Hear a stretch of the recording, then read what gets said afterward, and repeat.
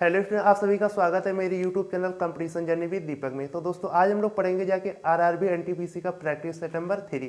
जैसा कि हम लोग 2 प्रैक्टिस सेट कर चुके हैं और इस प्रैक्टिस सेट में जो भी हमारे क्वेश्चन होते हैं आरआरबी एनटीपीसी में ही पूछे गए, जो हमारे प्रीवियस क्वेश्चन होते हैं वही हम लोग मतलब करते हैं जाके। ठीक है, तो बात करेंगे आज के पहले क्वेश्चन की। तो आज का पहला क्वेश्चन देखो, कह रहा है कि राम और दीप्ति में से प्रत्येक ने 8,000 रुपये की राशि 30% चक्रवृद्धि ब्याज की दर पर 2 वर्ष की अवधि के लिए निवेशित की। राम के लिए ब्याज की गणना वार्षिक चक्रवृद्धि आधार पर की जाती है, जबकि दीप्ति के लिए ब्याज की गणना 8 मासिक चक्रवृद्धि ब्याज पर की जाती है।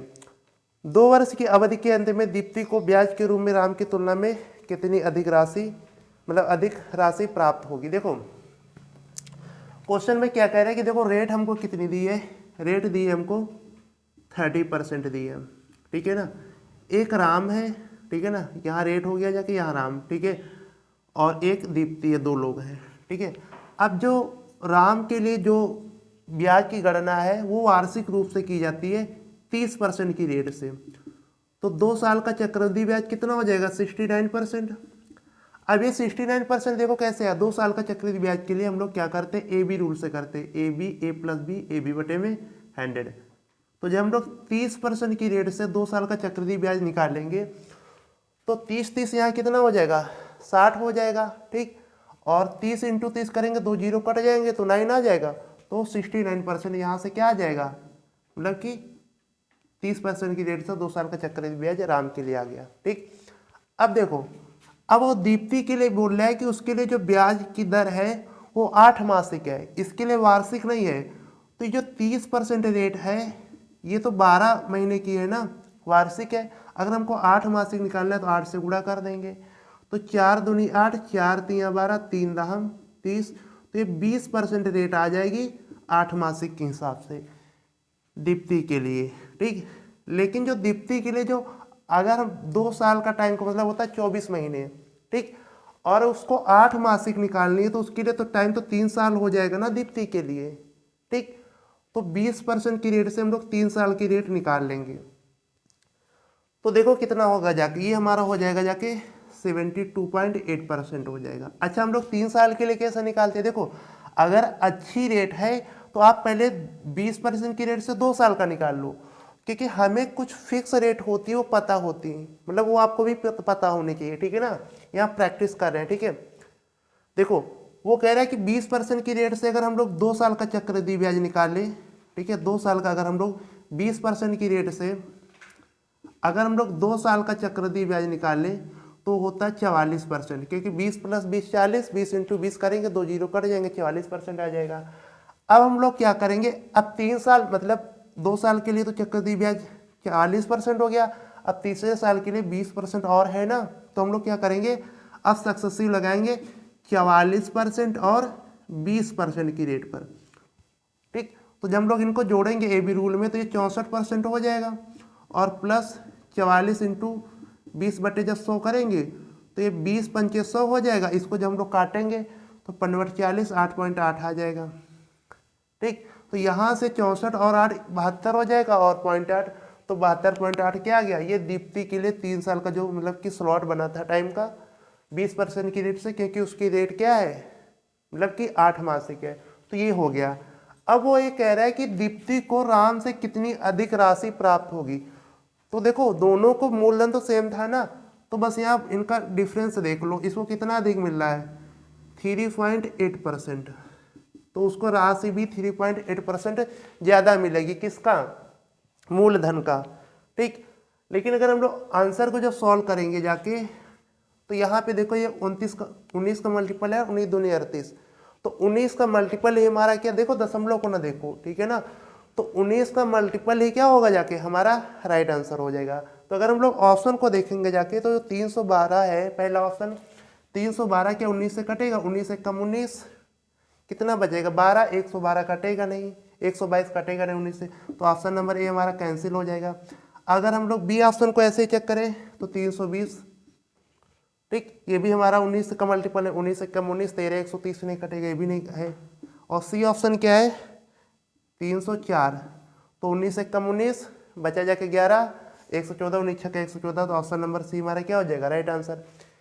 लेकिन हम लोग क्वेश्चन मतलब कि देखने के लिए एक मतलब अगर हम जब डिविजिबिलिटी रूल चेक करते हैं किसी की, तो हम लोग सारे ऑप्शन को चेक करते हैं, ऐसा नहीं कोई और ऑप्शन मिल जाए। अब कह रहे हैं कि 296 को भी देख लो, 19 से कम 19, 10, 106, ये भी 19 से नहीं कटेगा, तो ऑप्शन नंबर सी हमारा क्या हो जाएगा, राइट आंसर हो जाएगा। देखो हम वहाँ बाकी चीज़ें नहीं करेंगे क्योंकि यही उसका जो ब्याज में जो अंतर है, ठीक है ना, वही उसको क्या मिलेगा जाके, वही उसको मतलब कि अधिक रुपए, मतलब कि ये हमारा 19 का मल्टीपल है तो आंसर भी हमारा 19 का मल्टीपल ही होगा। देखो क्वेश्चन को समझाने में लगा, अगर ये सारी चीज़ें न करते तो बस हम लोग इतने सही आंसर का मतलब क्वेश्चन का आंसर दे सकते थे, ठीक है ना। तो इसी तरीके से आपको एग्जाम में क्वेश्चन करना है। ये क्वेश्चन हमारा आरआरबी एनटीपीसी सीबीटी 2 2022 में पूछा गया क्वेश्चन है। अब हम लोग बात करेंगे अपने अगले क्वेश्चन की। तो देखो अगला क्वेश्चन क्या कह रहा है, कह रहा है कि यदि कोई व्यक्ति अपनी सामान्य चाल की 7/8 चाल से चलता है तो वह अपने कार्यालय सामान्य समय से 20 मिनट की देरी से पहुंचता है। उसके द्वारा लिया जाने वाला सामान्य समय ज्ञात कीजिए। देखो कार्यालय की दूरी तो सेम है ना, ठीक है, चाहे वो जिस चाल से जाए। सामान्य चाल से मतलब कि 7/8, तो जो 7/8 ये हमको चाल दी है, ये नीचे वाली हमारी S1 होती है, ये सामान्य चाल होती है, ये S2 होती है, दूसरी चाल होती है। तो अगर हम लोग यहाँ से चालों का अनुपात S1:S2 निकाले तो कितना आ जाएगा, 8:7 आ जाएगा। और एक ही याद रखना जाके, जब डिस्टेंस कांस्टेंट हो, क्या हो, जब डिस्टेंस कांस्टेंट हो तो जो समयों का अनुपात होता है वो चालों के अनुपात का उल्टा होता है। तो यहाँ समयों का अनुपात कितना आ गया जाके, 7:8 आ गया जाके, ठीक है। तो पहले समय उसको 7 लग रहा था, अब उसको 8 लग रहा है, तो कितना ज़्यादा समय लग रहा है, 1 ज़्यादा लग रहा है। जबकि वो क्वेश्चन में क्या कह रहा है कि उसको कितने मिनट अधिक देरी से पहुंचता है, 20 मिनट की देरी से, मतलब कि एक की वैल्यू कितनी दी है, 20 मिनट की दी है। तो कह रहा है उसको सामान्य समय क्या होगा, तो सामान्य समय मतलब 7 का कितने गुना, 20 गुना 140 मिनट। सामान्य समय उसको कितना लगेगा, 140 मिनट, ठीक है। ये सामान्य हमारा टाइम होता है, ठीक है ना, जो T1 होता है। और दूसरा टाइम पूछता तो हम लोग इसका 20 गुना निकाल लेते हैं, ठीक है ना। तो ऑप्शन नंबर सी क्या हो जाएगा, इस क्वेश्चन का राइट आंसर हो जाएगा। और ये क्वेश्चन हमारा CBT 2 2022 में एनटीपीसी में पूछा गया क्वेश्चन है। अब लोग बात करेंगे अपने अगले क्वेश्चन की। तो अगला क्वेश्चन देखो हमारा बोल रहा है कि एक कॉलेज में 3600 छात्र हैं जिनमें से 82% फुटबॉल खिलाड़ी हैं, 60% कबड्डी खिलाड़ी हैं, 4% शतरंज खिलाड़ी हैं और शेष क्रिकेट खिलाड़ी हैं। तो क्रिकेट खिलाड़ियों की संख्या ज्ञात कीजिए। देखो जो भी हमारे सारे मतलब कि अगर हम लोग टीमों के प्लेयर देखें टोटल होंगे तो 100% ही, सारे कितने होंगे, 100% ही होंगे ना, ठीक है। जबकि वो कह रहा है कि 82 क्या है, फुटबॉल खिलाड़ी हैं, 82% क्या है, 82% फुटबॉल खिलाड़ी हैं, ठीक है। और कह रहा 7% कबड्डी खिलाड़ी हैं, कबड्डी खिलाड़ी कितने, 7% हैं, ठीक। और शतरंज खिलाड़ी कितने हैं, 4% है। तो टोटल ये कितने निकल के आ गया, 7 4 11 और 82 93, मतलब 93% ये टोटल निकल के आया। तो अब शेष खिलाड़ी कितने बचे जाके, शेष खिलाड़ी हमारे 7% ही तो बचेंगे ना, ठीक। वो उन्हीं को पूछ रहा है। तो कह रहा शेष क्रिकेट खिलाड़ी, तो क्रिकेट खिलाड़ियों की संख्या मतलब कि 7 का मल्टीपल ही हमारा आंसर हो जाएगा, ठीक है। लेकिन अगर यहाँ पे देखें 7 के कितने मल्टीपल, 2 मल्टीपल दिख रहे हैं ना, तो हम ये कह सकते हैं जो 100% का मान दिया है, ये 100% तो हमारा टोटल है ना, तो 100% का 100 की मान हमको वैल्यू कितनी दी है, 3600 दी है, और हमको 7 की वैल्यू बतानी है, ठीक, 3600 है ना, हाँ। अब 2 जीरो हमारे कट गया जाके, 7 का 7 छंग 42 के 2 हासिल 4, 7 3 21 4 25, तो 252 क्या हो जाएंगे, ये हमारे क्रिकेट के खिलाड़ी हो जाएंगे, ठीक है ना। तो इस तरीके से हम लोग क्वेश्चनों को करेंगे जाके, ठीक है। और ये जो मेथड बता रहा हूँ, ठीक है ना, इस मेथड से आप कभी भी परीक्षा में मतलब कि ज़्यादा टाइम नहीं, मतलब आपको टाइम की दिक्कत नहीं होगी। तो ऑप्शन नंबर से क्या हो जाए, इसका राइट आंसर हो जाएगा।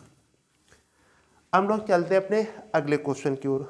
तो अगला क्वेश्चन देखो क्या कह रहा है कि अगला क्वेश्चन हमारा आरआरबी एनटीपीसी 2020 में पूछा गया, CBT फर्स्ट में क्वेश्चन पूछा गया। जैसे मैंने आप लोग बोला है कि इस मतलब ये जो प्रैक्टिस सेट होते हैं 2000 मतलब कि जैसे 17 16 25 20 21 22 5 साल के मैं सारे प्रीवियस जो भी क्वेश्चन एनटीपीसी में पूछे गए सारे क्वेश्चन मैं आप लोगों को कराऊंगा, ठीक है। तो ऐसे अगला क्वेश्चन 2020 में पूछा गया है, कह रहे हैं कि 10% छूट घोषित करने के बाद 25% लाभ प्राप्त करने के लिए दुकानदार को 360 रुपये क्रय मूल्य वाली वस्तु पर कितना मूल्य अंकित करना चाहिए। देखो, एक हमारा रिलेशन होता है कॉस्ट प्राइस और मार्केट प्राइस का, सीपी बटे एमपी बराबर में 100 माइनस डिस्काउंट परसेंट बटे में 100 प्लस माइनस प्रॉफिट परसेंट और लॉस परसेंट, ठीक है ना। अगर प्रॉफिट होता तो हम लोग प्लस ले लेते हैं, अगर लॉस होता हम लोग माइनस लेते हैं, ठीक है। तो हमें मार्केट प्राइस बताना है। कॉस्ट प्राइस कितना दिया जाके 360 रुपये दिया है और हमको मार्केट प्राइस नीचे की वैल्यू बतानी है। डिस्काउंट कितने का दे रहा है, डिस्काउंट वो दे रहा है 10% का, तो 100 में 10 घटा देंगे तो 90 बचेगा।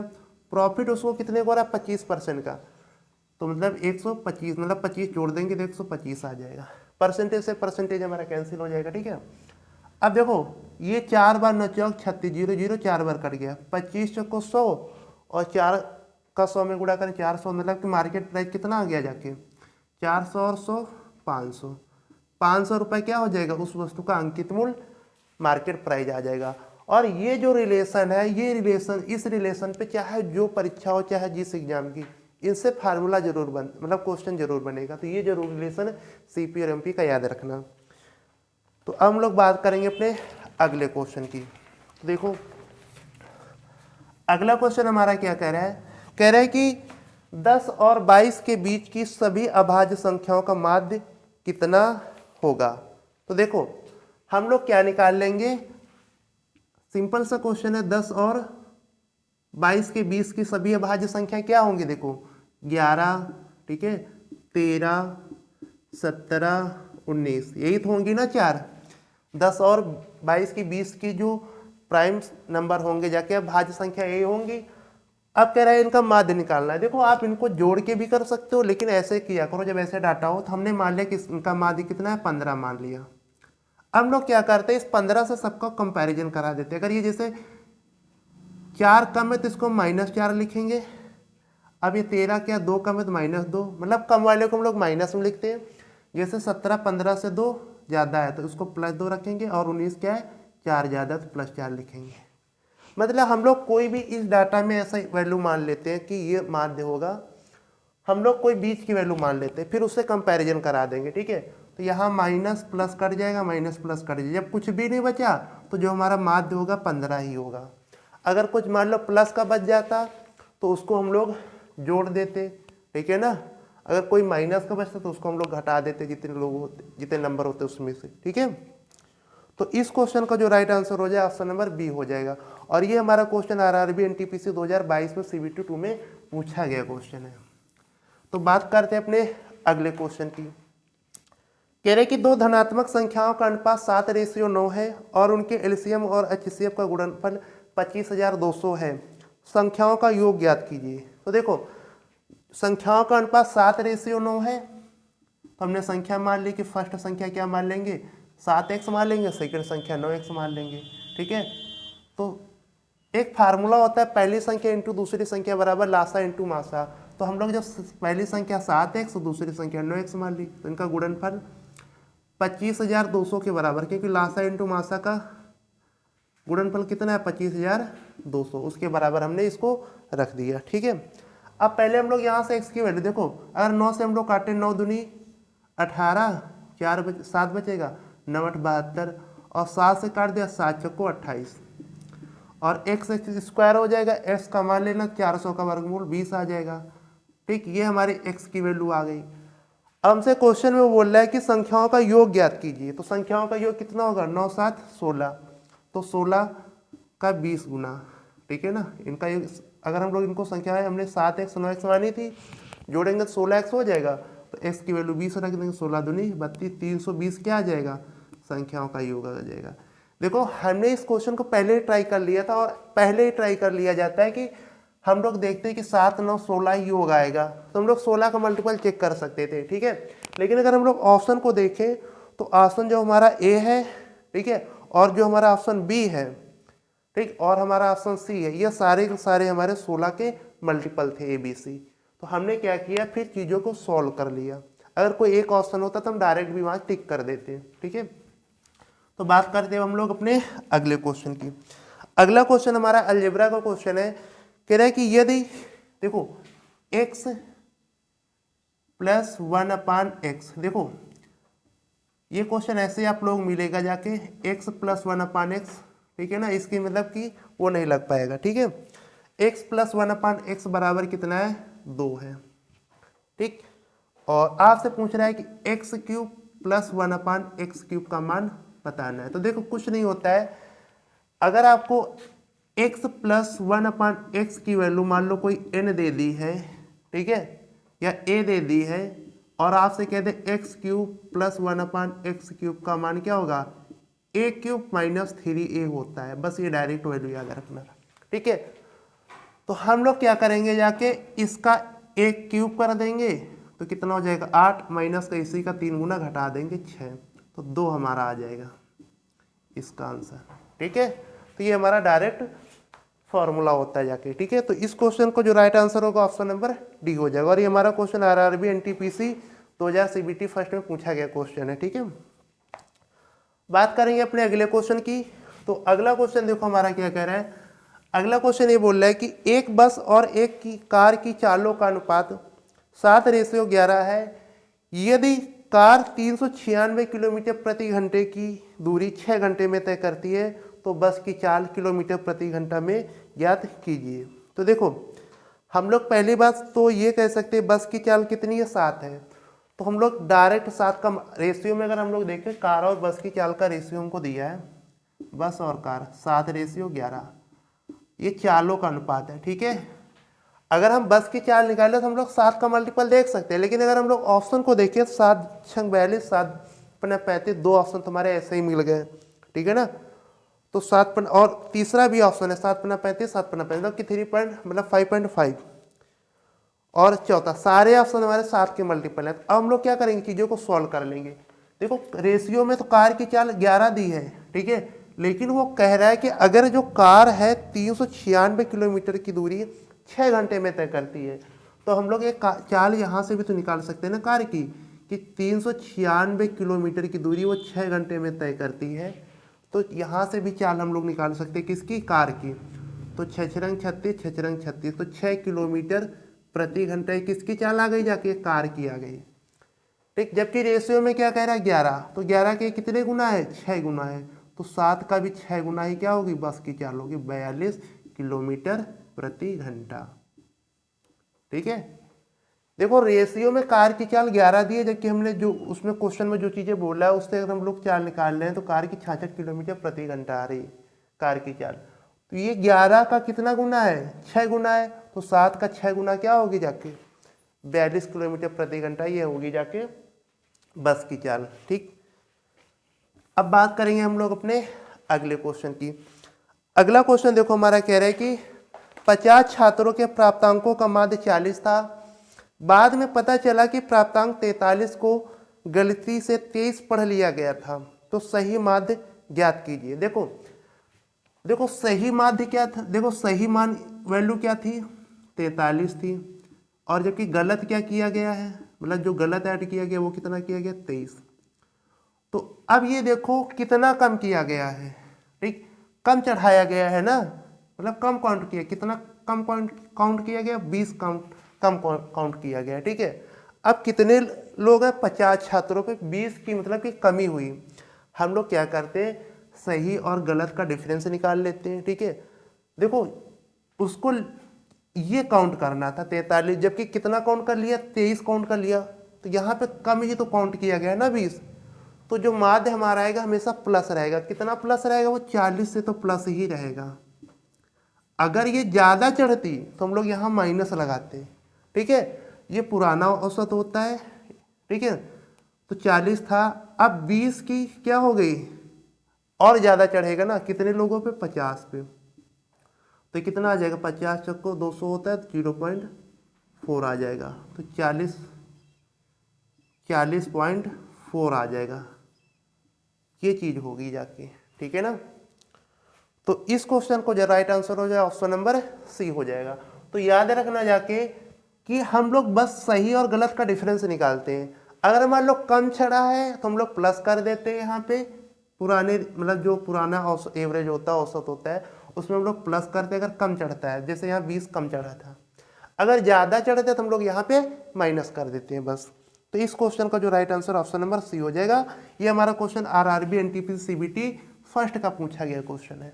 ठीक है, अब हम लोग बात करेंगे अगले क्वेश्चन की। कह रहा है कि भावना ने 26 मार्च 2018 को एक ऋणदाता से 15% वार्षिक, ठीक है ना, कह रहे हैं कि 15% वार्षिक साधारण ब्याज दर पर 4500 रुपये उधार लिए और उसी वर्ष 7 जून को ऋण चुका दिया। उसे ऋण को चुकाने के लिए कितनी राशि का भुगतान करना पड़ा। देखो यहाँ पे जो टाइम दे दिया हम लोगों को दिनों में निकलेगा जाके, ठीक है ना, बाकी है कुछ नहीं। ठीक, क्योंकि साधारण ब्याज ही बस में टाइम दिनों का बस हमें पता होना चाहिए।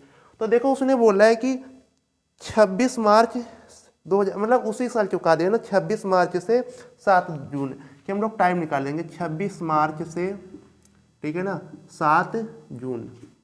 देखो इधर के हम लोग ले इधर का हम लोग जो डेट होती है वो ले लेते हैं। तो मार्च में कितने दिन होंगे जाके 31 दिन होंगे होते, ठीक है ना। तो यहाँ से 6 निकल के आ जाए, क्योंकि इधर का दिन ले लो और इधर का एक कम कर देते हैं, ठीक है ना। तो जैसे इधर के हम लोग कितने दिन लेंगे, केवल 6 दिन लेंगे। इधर की आप डेट काउंट कर लो, इधर की डेट छोड़ देते हैं। अब मार्च के बाद अप्रैल में 30 दिन होते हैं और मई में 31 दिन होते हैं। ठीक, अब टोटल दिन हम लोग जोड़ लेंगे तो कितना आ जाएगा, 60 60 66 और 6, अच्छा हाँ 61 6 67 और 6 मतलब कि 6 6 12 13, हाँ 73 दिन टोटल आ गए। कितने दिन आ गए जाके, 73 दिन आ गए, ठीक है ना। अब इस 73 दिन को हम लोग अगर साल में चेंज करेंगे तो एक साल में 365 दिन होते हैं। तो जब 73 से काटेंगे तो 1/5 आता है। कितने दिन टाइम कितना आ जाएगा जाके, 1/, अगर हम वर्ष निकाले तो 1/5 वर्ष निकल आया। बस हमें ये थोड़ा सा दिनों के उसमें हमें दिन से क्या समय निकालना था, ठीक है। बाकी और क्वेश्चन में कुछ भी नहीं है।